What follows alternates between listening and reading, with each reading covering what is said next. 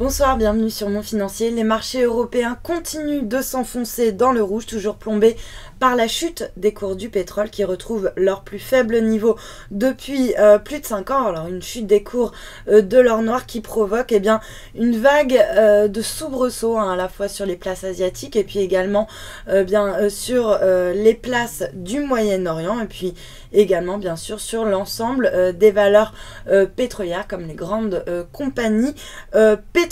Du coup, Wall Street poursuit sa consolidation de la veille et évolue en territoire négatif. À cela s'ajoutent des rumeurs qui font état d'un relèvement des taux directeurs de la part de la Fed. Alors un relèvement qui pourrait intervenir un petit peu plus tôt que prévu. On parle même d'une possibilité lors de la prochaine réunion de la Banque centrale américaine. Ça sera les 16 et 17 décembre prochains.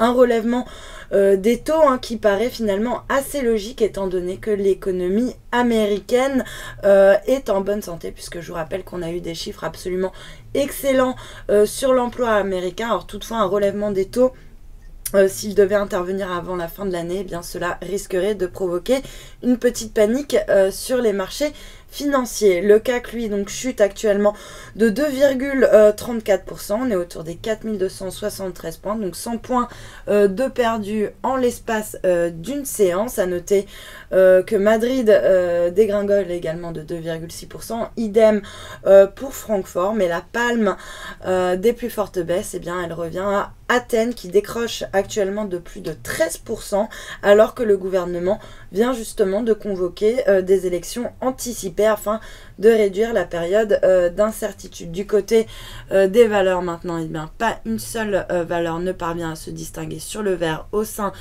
du CAC. Sur le SBF 120, on notera que Hermès International signe la meilleure performance. Le titre bondit de 2,7%. On n'est plus très loin des 302 € grâce à Odo qui passe à l'achat sur le dossier, puisque le flottant sur Hermès va augmenter avec la cession de participation de LVMH. Le secteur pétrolier qui reste en difficulté, avec notamment Valourec qui chute de plus de 5%, et puis plus généralement c'est l'ensemble des valeurs cycliques qui sont chahutées, et notamment le secteur bancaire avec par exemple Crédit Agricole en lanterne rouge, moins 4,2% à 10,80 €, Société Générale qui perd également 3,9%, ou encore BNP qui dégringole de 3% sur le marché d'échange. Beaucoup de volatilité également. L'euro qui s'offre un gros rebond face au dollar, pratiquement 1% de gain par rapport au billet vert. On est repassé largement au-dessus du seuil